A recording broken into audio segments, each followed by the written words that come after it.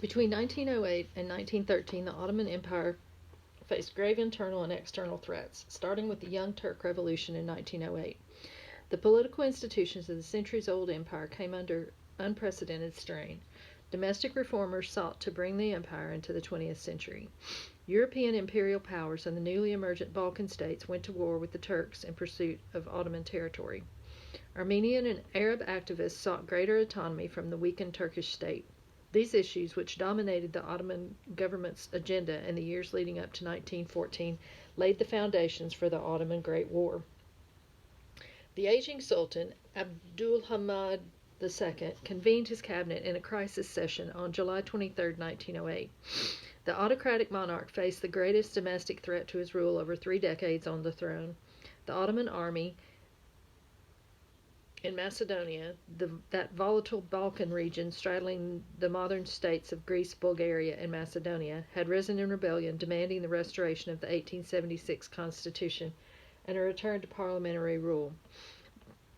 The Sultan knew the contents of the Constitution better than his opponents. One of his first measures on ascending the Ottoman throne in 1876 had been to promulgate the Constitution as the culmination of 4 decades of government-led reforms known as the Tanzimat.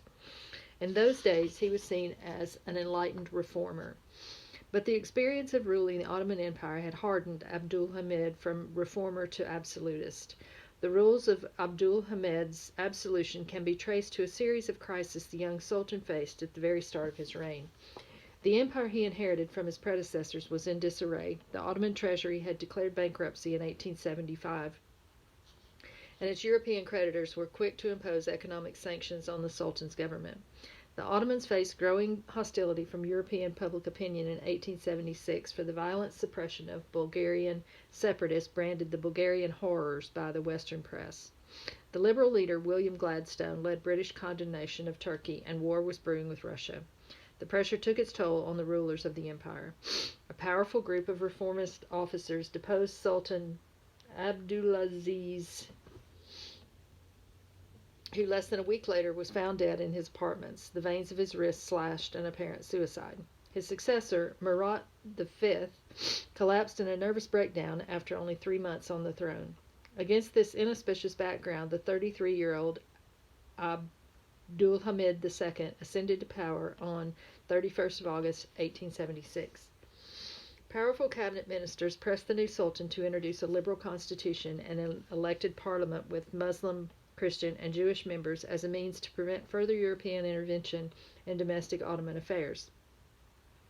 Abdulhamid conceded to the demands of the reformists in his government, more out of a sense of pragmatism than conviction. On the 23rd of December, 1876, he promulgated the Ottoman Constitution, and on March 19, 1877, he opened the first session of the elected Ottoman Parliament. Yet no sooner had the Parliament met than the empire was embroiled in a devastating war with Russia. The Russian Empire saw itself as the successor to the Byzantium and the spiritual head of the Eastern Orthodox Church. Russia also had expansionist aims. It coveted the Ottoman capital, Istanbul, which until 1453 had been the center of Orthodox Christianity, and the Byzantine capital, Constantinople. These were more than just cultural ambitions. Once in possession of Istanbul, the Russians would control the geostrategic straits of the Bosporus and the Dardanelles, linking Russia's Black Sea ports to the Mediterranean. Throughout the 19th century, however, it suited Russia's European neighbors to confine the Tsar's fleet to the Black Sea by preserving the territorial integrity of the Ottoman Empire.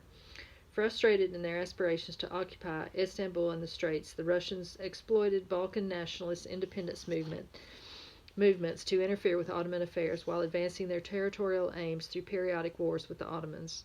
By the end of 1876, troubles in Serbia and Bulgaria provided Russia the opportunity for another expansionist war. After securing Austrian neutrality and Romania's permission for Russian forces to march through its territory, Russia declared war on the Ottomans in April 1877. The Tsar's force had made rapid gains into Ottoman territory in the Balkans and attacking through the Caucasus into eastern Anatolia, massacring Turkish and Muslim peasants as they swept forward in their two-front assault. The Russian attack provoked public outrage in Ottoman domains. Sultan Abdulhamid II played on his Islamic credentials to secure popular support in the war against Russia. He took the banner of the Prophet Muhammad, which had been in Ottoman keeping since the empire occupied the Arab lands in the 16th century, and declared jihad, or a holy war, against the Russians. The Ottoman public rallied to their warrior sultan, volunteering for military service and contributing money to the war effort, and the armed forces managed to bring the Russian advances into Ottoman territory to a halt. While Abdulhamid was gaining popular support for the war effort, members of parliament were growing increasingly critical of the government's handling of the conflict.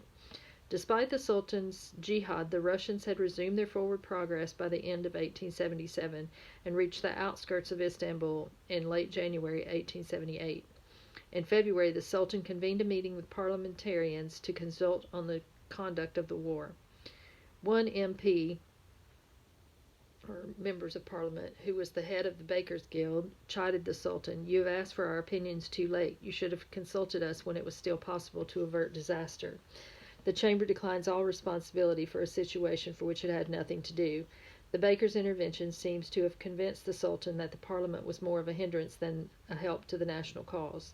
The very next day, Abdulhamid suspended the constitution, dissolved parliament, and placed some of the most critical MPs under house arrest. Abdulhamid then began to exercise direct control over the affairs of state. By that point, however, the military situation was beyond salvation, and the young Sultan had to accept an armistice in January 1878 with Russian forces at the gates of his capital. In the aftermath of defeat to Russia in 1878, the Ottomans suffered tremendous territorial losses in the peace treaty concluded in the Congress of Berlin, June-July 1878. Hosted by Germany and attended by the European powers Britain, France, Austria-Hungary, and Italy. The Congress sought to resolve not just the Russo-Turkish War, but the many conflicts in the Balkans as well. By the terms of the Treaty of Berlin, the Ottomans lost 2/5 of the emperor's territory and 1/5 of its population in the Balkans and eastern Anatolia. Among the territories surrendered were the 3 provinces in the Caucasus region of eastern Anatolia: Kars, Ardahan, and Batum. That as Turkish Muslim heartlands they could not be reconciled to losing would come to be the Ottomans' Alsace-Lorraine. The Ottomans lost further territories to the European powers in addition to those surrendered in the Treaty of Berlin. Britain secured Cyprus as a colony in 1878, France occupied Tunisia in 1881, and after intervening in Egypt's 1882 crisis, Britain placed that autonomous Ottoman province under British colonial rule. These losses seemed to convince Sultan Abdulhamid II he needed to rule the Ottoman Empire with a strong hand in order to protect it from further dismemberment by ambitious European powers. To his credit, between 1882 and 1908, Abdulhamid protected Ottoman domains from further dismemberment. Yet the territorial integrity of the state was preserved at the expense of its citizens' political rights. Abdulhamid's autocratic style of rule eventually gave rise to an increasingly organized opposition movement. The Young Turks were a disparate coalition of parties bound by the common goals of constraining Abdulhamid's absolutism, restoring constitutional rule, and returning to parliamentary democracy. Among the most prominent parties under the Young Turks' umbrella was the Committee of Union and Progress, a secret society of civilians and military men founded in the early 1900s.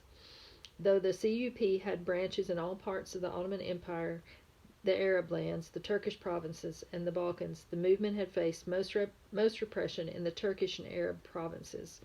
By 1908, the CUP's center of operations lay in the surviving Ottoman possessions in the Balkans, in Albania, Macedonia, and Thrace.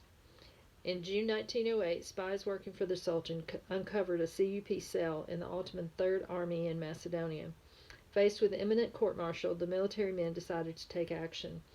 On July 3, 1908, a CUP cell leader named Adjutant Major Ahmed Niyazi led 200 well-armed soldiers and their civilian supporters in a revolt demanding the Sultan restore the 1876 Constitution. They all fully expected to die in the attempt. However, the rebels captured the public's mood and their movement gained momentum as it drew increasing support from the population at large. Whole cities in Macedonia rose in rebellion and declared their adherence to the Constitution. A young Turk officer named Major Ismail Enver, who later rose to fame as just Enver, proclaimed the Constitution in the Macedonian towns of Koprulu and Tikves to popular acclaim. The Ottoman Third Army threatened to march on Istanbul to impose the Constitution in the empire's capital. 3 weeks on, the revolutionary movement had grown so big that the Sultan could no longer count on the loyalty of his military to contain the uprising in Macedonia. This was the emergency that drove the Sultan to convene his cabinet on July 23rd. They met in Yildiz Palace, perched on a hill overlooking the Bosporus Straits of the European side of Istanbul. Intimidated by the 65-year-old Sultan, the ministers avoided raising the crucial question of the restoration of the constitutional rule. They spent hours deliberating about whom to blame rather than addressing the necessary solution to the crisis. After a day spent listening to the tergiversations of his ministers, Abdullah Hamid brought the discussion to a close. "I will follow the current," he announced to the cabinet. "The Constitution was first promulgated under my reign. I am the one who established it. For reasons of necessity it was suspended. I now wish for the ministers to prepare a proclamation restoring the Constitution."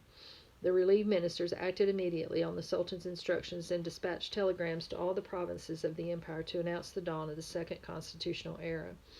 For their success in forcing the Sultan to restore the Constitution, the Young Turks were credited with having waged a revolution. It took a moment for the significance of the events to sink in. The newspapers ran the story without banner headlines and with no commentary. Parliament has been reconvened in conformity with the terms of the Constitution by order of His Imperial Majesty. Perhaps it was a reflection on how few people bothered to read the heavily censored Ottoman press that it took a full 24 hours before the public reacted to the news. On July 24th, crowds gathered in the public spaces of Istanbul and provincial towns and cities across the empire to celebrate the return of constitutional life. Major Enver rode the train to Salonika in modern Greece, the center of the Young Turk movement, where the jubilant crowds greeted him as a champion of freedom. On the platform to greet Enver were his colleagues, Major Ahmet Cemal, military inspector of the Ottoman railways, and Mehmed Talat, a postal clerk. Both had risen through the hierarchy of the CUP, and like Enver became known by their middle names, Cemal and Talat. Enver, they cheered, "You are now Napoleon." Over the following days, red and white banners emblazoned with the revolutionary slogan, "Justice, Equality, and Fraternity," festooned the city streets. Photographs of Niyazi, Enver, and the military's other freedom heroes were posted in town squares across the empire. Political activists gave public orations about the blessing of the Constitution, sharing their hopes and aspirations with the general public. The hopes raised by the constitutional resolution drew together in all parts of the diverse Ottoman population in a moment of shared patriotism. Ottoman society comprised a wide range of ethnic groups, including Turks, Albanians, Arabs, and Kurds, as well as many different faith communities. The Sunni majority and Shiite Muslims, over a dozen different Christian denominations, and sizable Jewish communities. Past attempts by the government to foster an Ottoman national identity had foundered on this diversity until the Constitution Revolution. As one political activist wrote, the Arabs embraced the Turks wholeheartedly in the belief that they were no longer Arabs or Turks or Armenians or Kurds in the state, but that everyone had become an Ottoman with equal rights and responsibilities. The joyful celebrations of newfound freedoms were marred by acts of retaliation against those suspected of taking part in Abdul Hamid's repressive apparatus. The Ottoman Empire under the Sultan had degenerated into a police state. Political activists were imprisoned and exiled, newspapers and magazines were heavily censored, and citizens looked over their shoulders before speaking, fearful of the ubiquitous spies working for the government. Muhammad Izzat Darwaza, a native of the Palestinian hill town of Nablus, described the explosion of resentments in the first days of the revolution against those government officials, great and small, known to be a spy or corrupt or oppressive. Yet for most people, the Young Turk Revolution inspired a newfound sense of hope and freedom that was nothing short of intoxicating. The joys of the moment were captured in verse as poets from across the Arab and Turkish lands composed, composed odes to celebrate the Young Turks and their revolution. Today we rejoice in liberty thanks to you. We go forth in the morning and return in the evening without concern or strain. The free man has been set loose from prison, where he was demeaned, and the beloved exile has returned to the homeland. For there are no spies whose slanders he need fear, and no newspapers we need fear to touch. We sleep at night with no dreams that cause us anxiety, and we rise in the morning without dread or terror.